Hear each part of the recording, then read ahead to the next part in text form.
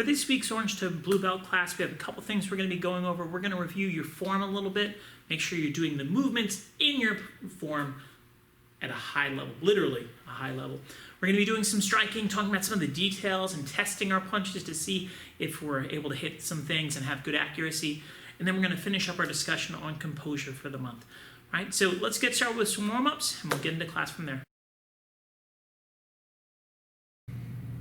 All right, before we get started with most of the class, we're going to do our warm-ups, right? Warm-ups are important to keep our body healthy and strong, right? So this is going to be a 4-part warm-up. Every move that we're doing, we're going to do for about 30 seconds, right? So we're going to start off in a fighting stance. We're going to have one leg in front, one leg in back. It really doesn't matter which one it is, right? You're going to be doing a lead hook and then a backhand cross, right? Now, the big thing that we're looking for as you do this is that you're turning your feet, right? It doesn't have to extend your arm fully, right? But we want to turn our body, start to warm up our core and our legs. My feet are turning, you can hopefully see that, right? My shoulders are turning, my hips are turning, right? The one thing that's not turning really is my head. I try and keep that straight forward. Other things to think about is, basic stuff like keeping your hands up, right? But the most important part is the turning to help you get you loosened up, right? So now we're gonna do the exact same thing. We're gonna switch to the other side, 30 seconds, lead hook, backhand cross, lead hook, backhand cross. Now, as you're doing a warm-up, it's important to breathe. Get your body used to breathing in, breathing out, right? Raise your body temperature a little bit. That's literally what you're doing when you're doing a warm-up. Gotta raise that body temperature a little bit. In and out, in and out. Almost done with this part of the warm-up. I've got 2 more after this.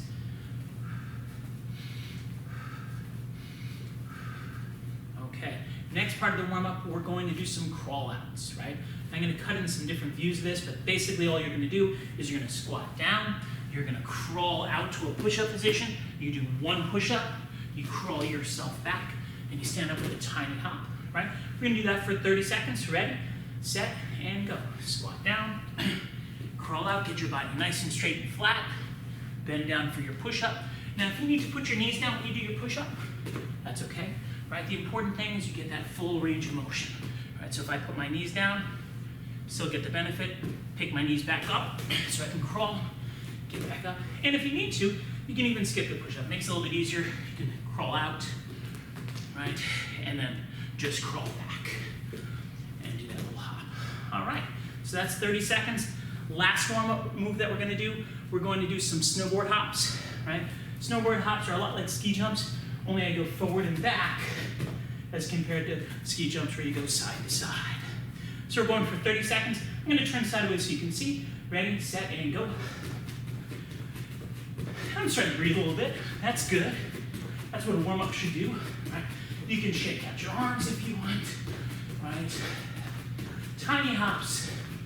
Right? Make sure you have your feet underneath of you. And they're pretty close together. You can see that when I turn. Right? My feet pretty close. Right?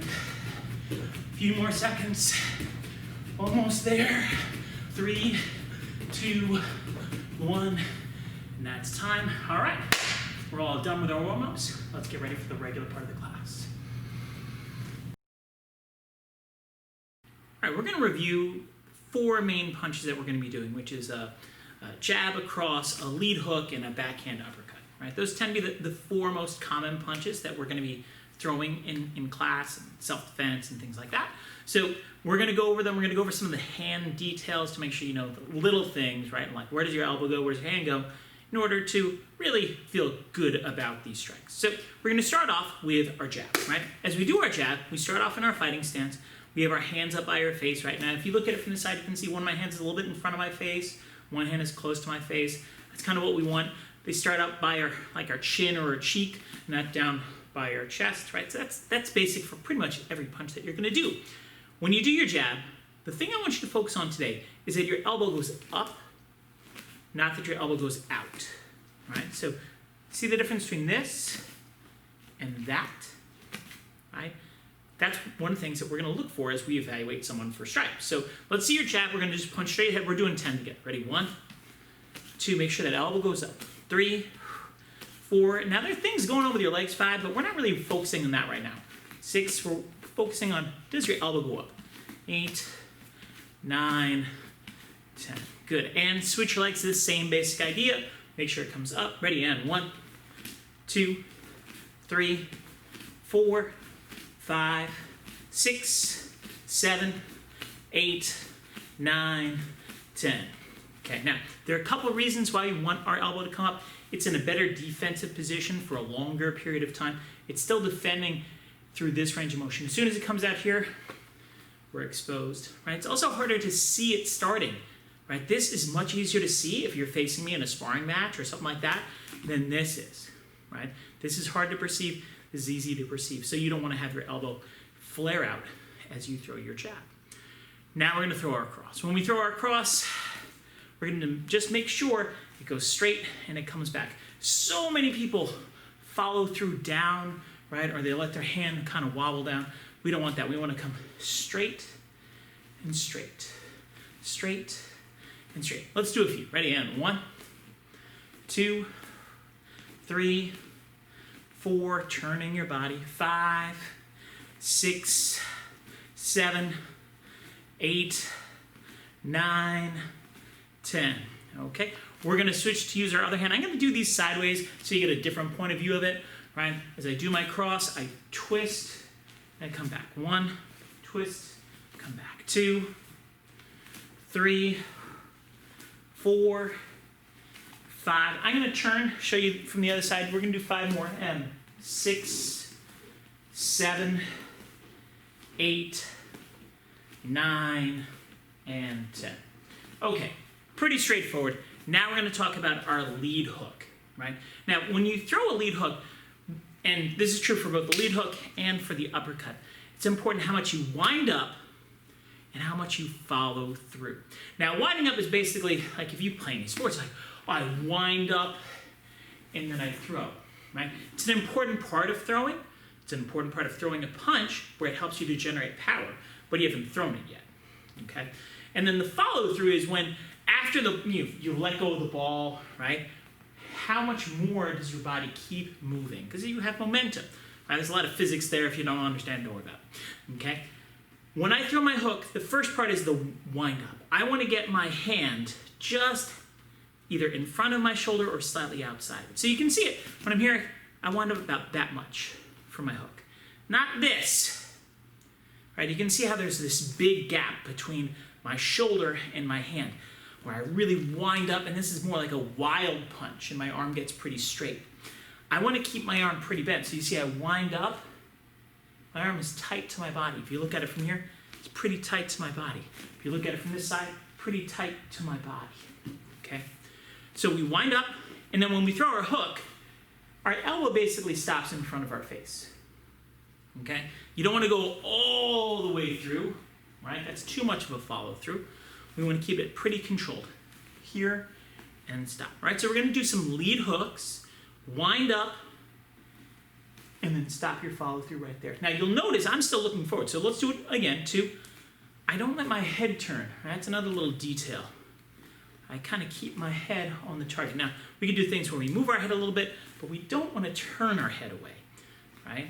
So you can see that time I move my head a little bit, but I definitely am looking at you, and you should be looking at me. We're going to do 5 more. 1, 2, 3, 4, and 5. Okay, pretty good. Switch your legs, okay?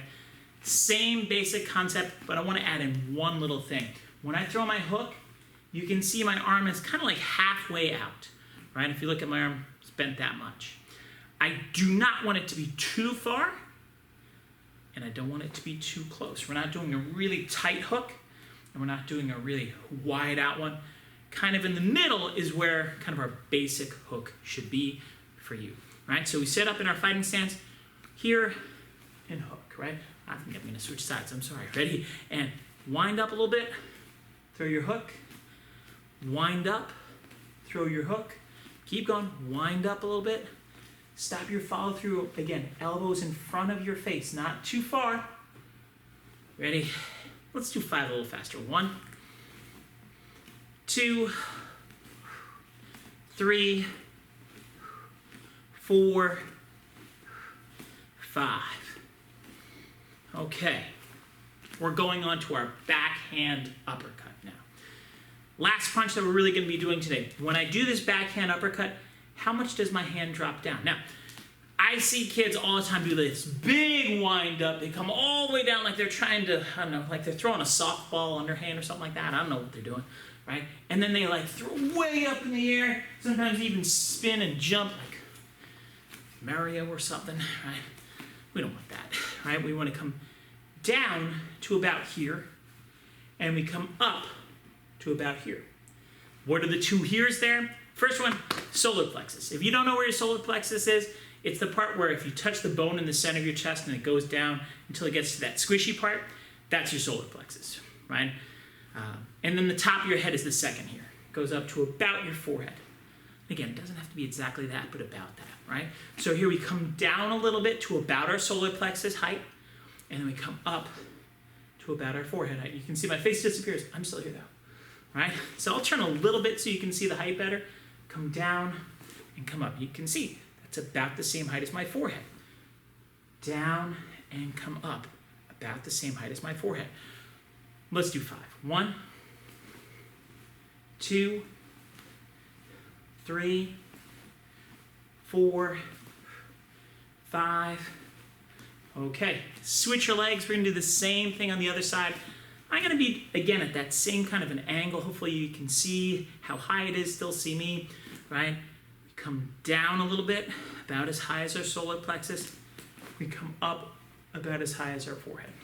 Let's go. 1, 2, 3, 4, 5, 6, 7, 8, 9, 10. Okay, so those are 4 basic punches that we do really frequently in martial arts class together, right? The next thing that we might want to do is test this to see if you can do it under pressure, but just being able to do the basic pattern, reviewing that's important heading into like a pressure check. So we've been talking about maintaining our composure, but sometimes we're gonna lose it, right? Everybody gets upset to the point where they can't handle it. It happens to everyone. It happens to kids, it happens to moms, dads, whoever. Question then is, how do you get it back, right? So once you've lost your cool, once that caveman inside you is taking over and starts smashing things and you're yelling and screaming, what do you need to do? First thing is, you have to understand that it's going to take you about 20 minutes, right, to be able to regain your composure, to really calm down and get back to where you want to be. So if you get to that place where you're really upset and you're shouting and you're screaming, you're going to need to give yourself like that 20-minute timeout, right? And you got to figure out what you're going to do during that time, right? During those 20 minutes, maybe you need to talk to someone. Maybe you need to do some of that deep breathing. Maybe you just need to get outside and walk, right? Whatever it is, get away from the thing that made you go a little bit crazy. Right? So if it's your brother who's been driving you crazy, you need a 20-minute break from your brother, right? If you were playing a video game, you need a 20-minute break from your video game. What you don't want to do is spend those 20 minutes thinking about all the reasons why you got upset. And that's a very common mistake. People want to keep thinking about it. They keep kind of stewing in it. They're like, oh man, I can't believe that video game is so still unfair, right? And you could do that for 20 minutes. You're going to come back and you're still going to be upset. You're still going to have lost your composure. That's not helpful at all, right? You want to stay away from reliving it or reviewing it or thinking about it for those 20 minutes. You may need to come back later and look at it and say, okay, what happened? What went wrong? Why did I yell at my brother? Why did I throw that thing, right? But you don't want to do it for about 20 minutes to let yourself calm down, get yourself back into a good state where you can handle it intelligently instead of being really emotional. Okay, so that's a really important part of composure, which is regaining it after we've lost it, right? It happens to all of us. I want you to think about what you might do, right? Who could I talk to? Who would support me, right? Where could I go where I could have that 20-minute reset? But let's get back into the next part of class. We're going to work a little bit on the movements that are in Kata Kick 1. Now, here's the thing about a form. A form really, remembering the pattern is actually not the goal of the form. It's a useful step in making the form into something you can practice by yourself, right? And you get to be alone, and you don't need a partner, you don't need stuff. All you need is you and self-discipline. But the reality is you're trying to learn the individual moves in the form. And if you can learn how to do the moves, it's going to make you so much better at everything you do. It's going to make you better at the kicks in the form. It's going to make you better at the punches in the form. It's going to make you better at the punches in your self-defense. It's going to make you better at the kicks you do in sparring. All the moves that you do are going to get better if you get better at the moves in the form. So with that being said, we're going to be doing a pretty simple activity where we're going to build out pieces of the form, and we're going to do the same move kind of over and over and over again. It's going to look a little bit like this. You're going to get into a fighting stance. You'll have your right leg in back. You're going to do a roundhouse kick, land forward, then you'll shuffle back. When you shuffle back, now you're on the other side, you do a left leg roundhouse kick. And then you shuffle back. And then you do a right leg roundhouse kick. Okay, so I'm going to show you that from the front. I'm kicking towards you now, I'm mirroring, right? So it's going to be right leg roundhouse kick, land forward, shuffle back, left leg roundhouse kick, and then just shuffle back. Okay? And what we're doing is just working on the things that make the roundhouse kick better, right? Things like kicking high enough, keeping your hands up, looking at your target, stuff like that. Okay? So we're going to do 10 of those together, the two of us. Or I don't know how many of you are there, but there's only one of me. Ready?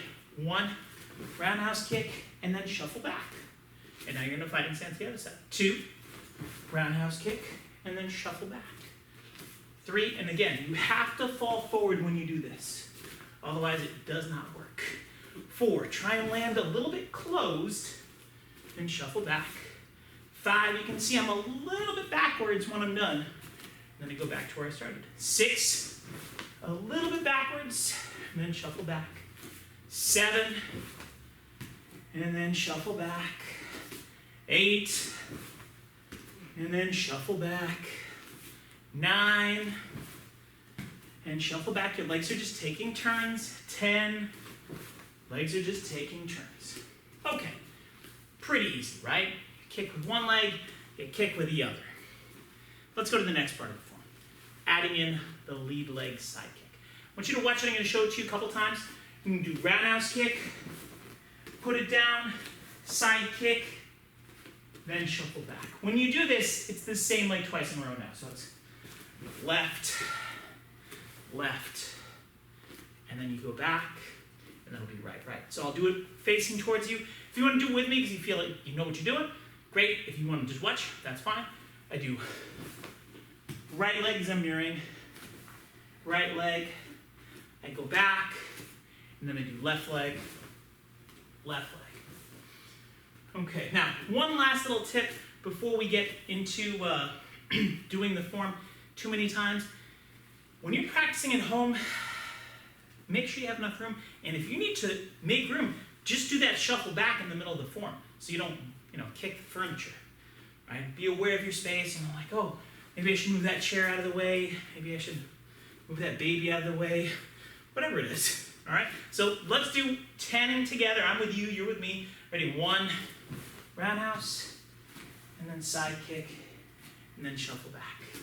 2, think about making sure you kick high enough. If you're not kicking high enough, your form's not going to be getting better.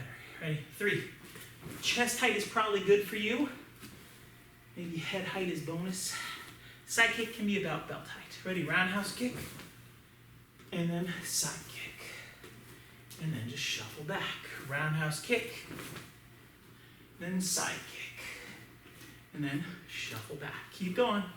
Roundhouse, side kick, shuffle back, roundhouse, side kick, shuffle back, chest height / head height, belt height, shuffle back, chest height, belt height, shuffle back, chest height, belt height, shuffle back. One more. Well, let's do 2 more. Roundhouse, lead leg side kick, shuffle back, roundhouse, side kick. Okay, So just practicing those moves in the form will make them better when you're actually doing the form, right? And it's a great idea to kind of like take something you're having a hard time with and isolate it. Practice it a bunch. That's one of the keys to being better. If you're having a hard time with, I don't know, a part of math, maybe division, right? Some of you know what division is, some of you don't. You don't go back to basic math and do like, well, I'll work on 2 plus 2. That will make me better at division. Not really, right? You focus in on the thing that's a problem for you. So if you're having a hard time performing the kicks correctly, maybe it's the roundhouse kick and the side kick, maybe you can't kick high enough, maybe you can't keep your hands up, you can do this particular drill. And you can do it with basically any of our moves.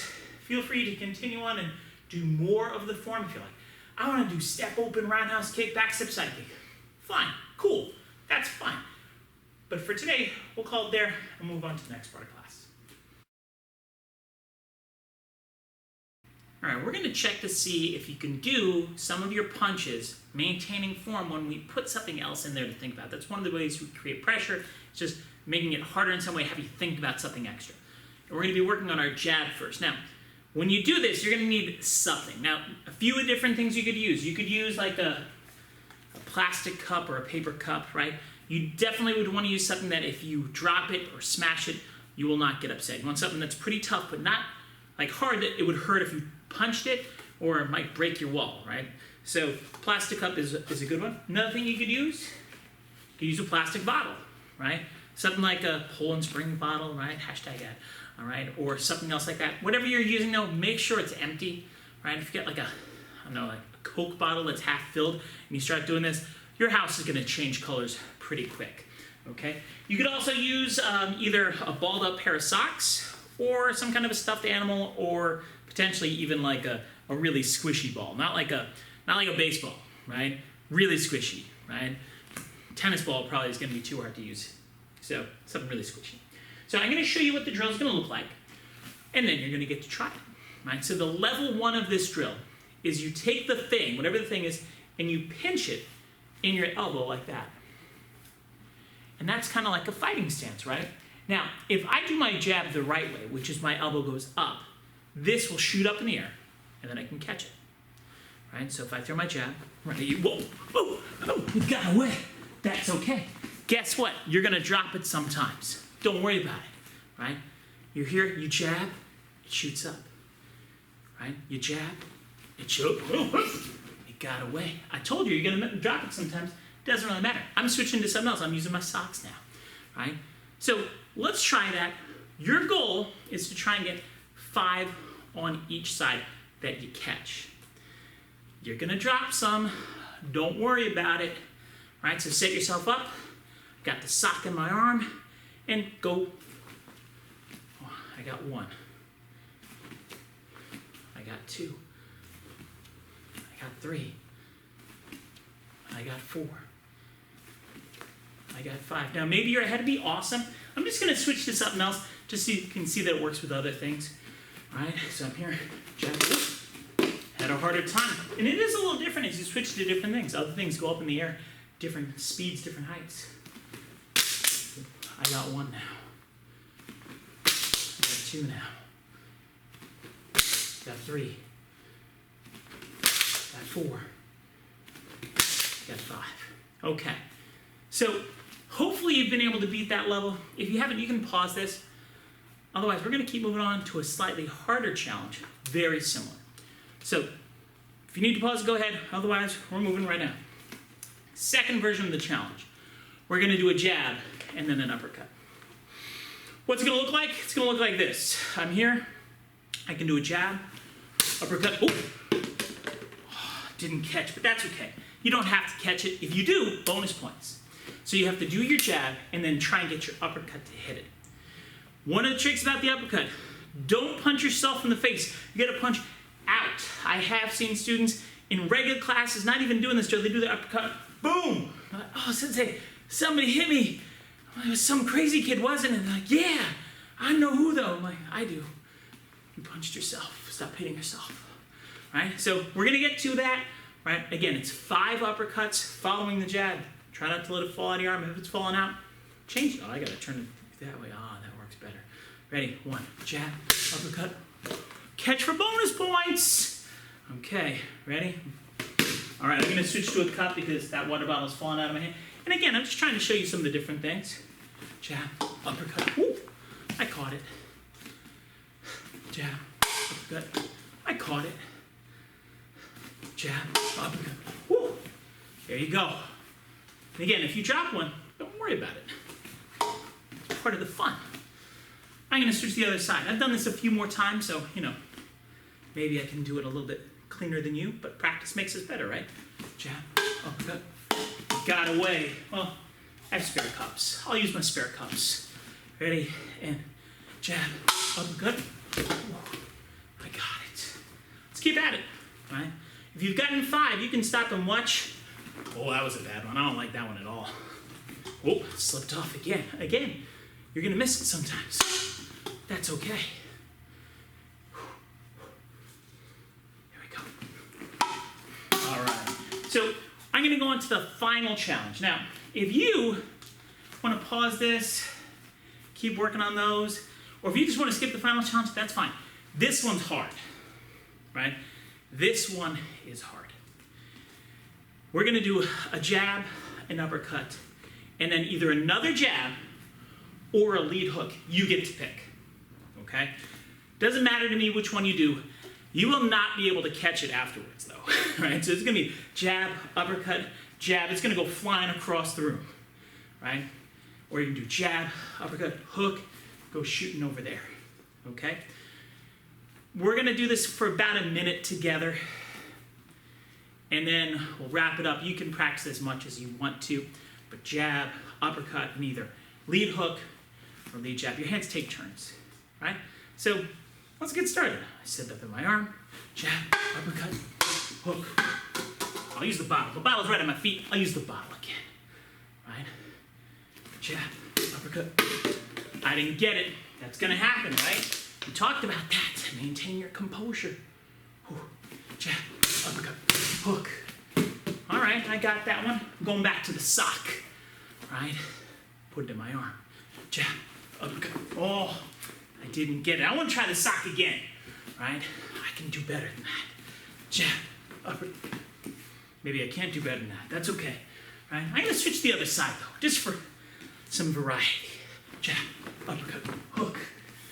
I got a piece of it. I don't feel great about it, but I'm going back to the cup for a second. It makes more satisfying noise. Ready? Jab, uppercut, hook. Oh, takes a lot of accuracy, a lot of timing.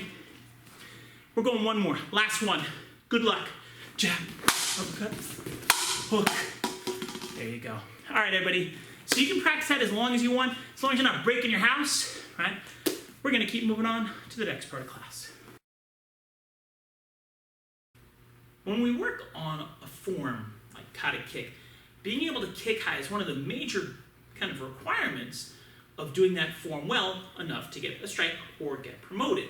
So what we're going to do is we're going to take a few minutes and we're going to go over ways that you can improve the height on a kick, like a roundhouse kick or a side kick. Now, there are a few things that go into that. One is having good technique, right?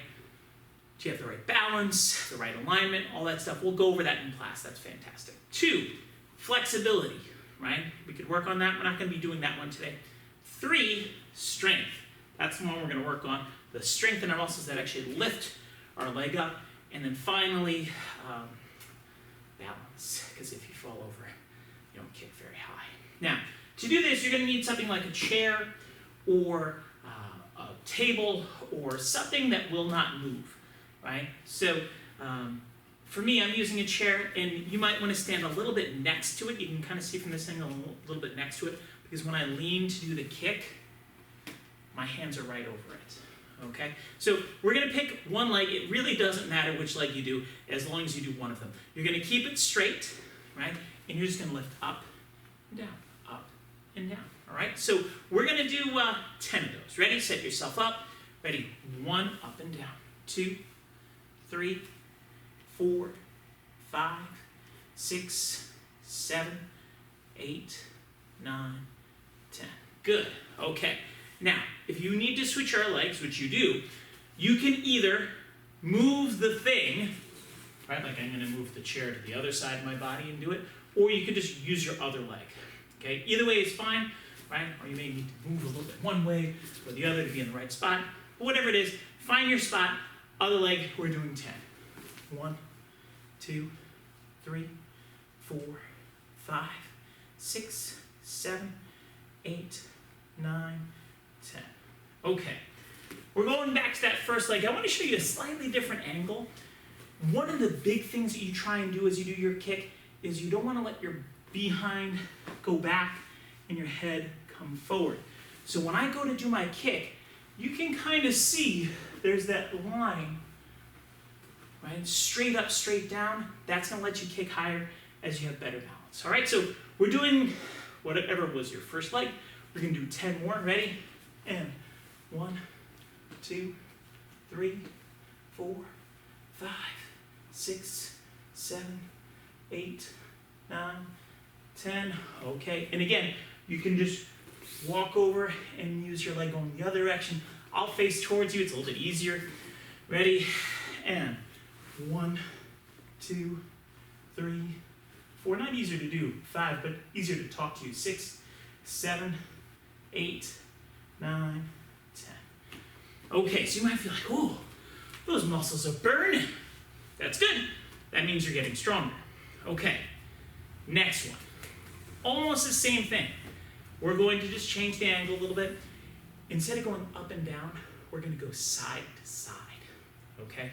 So if you watch my leg from this spot, you can see my leg goes side to side, and it doesn't really change height. And you could work on getting it high or low, whatever works for you, where you feel like, oh man, those muscles are on fire. Good. That doesn't mean you're going to catch on fire. It means you're going to get stronger. All right, so pick a leg. We're going to switch in a moment. Leg up, side, side, side, side. You can see I'm keeping the same height, not letting it fall down. And you can point your foot like a roundhouse kick, or you can flex your foot. Ooh, almost lost my balance. Like a side kick. For this, it doesn't really matter. Whichever one you're working on getting higher, it's the same muscle groups that are involved. And let's put that down. Let's do the other side. I'll move my chair. Move over here. Same idea. Leg up, ready, in. Side to side, side to side. Ooh, 5, 6, 7, 8, 9, 10. Good, and we're gonna rest, shake it out. Now, you can play with this all sorts of different ways. If you wanna make it harder, instead of doing straight up and down or straight sideways, you can try drawing things, right? Like, I'm gonna make a box, right? Or you can do like a figure 8 or an infinity symbol, right? Figure 8 turned inside. Whatever it is, if you practice this, you'll get better. You can also do a higher number of reps, right? So we're doing 10. You can do 20, that's fine. Do 100, that'll hurt. Okay, but for now, I'm doing side to side. You can do whatever one you want, right? Last time on each leg, getting stronger for our kicks. Ready, and go. Side, side. And again, find a spot where it burns. If you feel that burning in your leg, you're behind, you're getting stronger, good. If you don't feel like it's burning, maybe you make it higher and go side to side. Good, all right, stop. Switch, we got one more. Here we go. Feeling strong. Ready, and side to side. 1, 2. Try and keep your shoulders back. 3. Keep your leg up. 4, 5, 6, 7, 8, 9, and 10. Okay, so like I said, you can do that as many times as you like, and if you want to work on kicking higher and higher, that is one of the major components of improving your form, developing that strength in the sides of your legs. Lift them apart, get stronger, get faster. All right, everybody, let's keep moving on to the next part of class.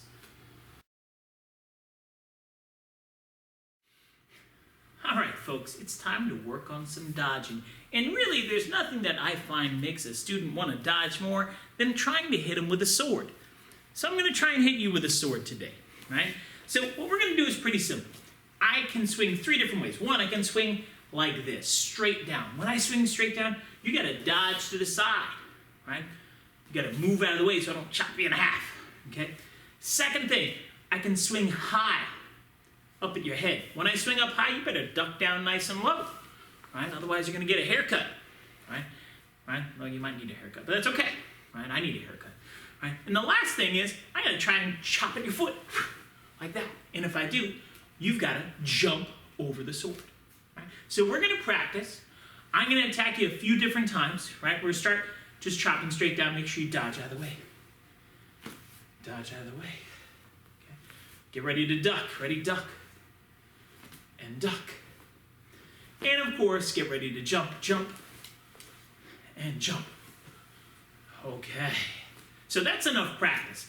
I'm going to attack you for 1 minute. I want you to dodge for the full minute without me hitting you, right? Hopefully, you're pretty quick. Got to be pretty focused for this. If you're not paying attention, I might get you because I'm sneaky. Ready, set, let's hit some kids with a sword. Hope you're watching, because if you're not watching, I might come get you with the sword.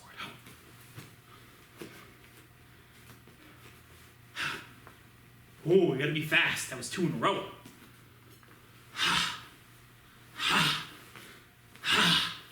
Good. Be quick. Be quick. Going for a full minute. Keep moving. Stay focused the entire time. Stay focused. Be quick. Don't get hit with a sword. Don't get hit with a sword. Don't get hit with a sword. That's a good motto in life, right? Some things that are good ideas, not getting hit with a sword, is pretty much always a good idea. Oh, I'm gonna get you. Oh, be quick now. Be quick now. I'm coming to get you. I'm coming to get you. Time's almost up. Oh, boy. All right. Time. All right. So good job today in class, folks. I look forward to seeing you soon. Keep up the good work.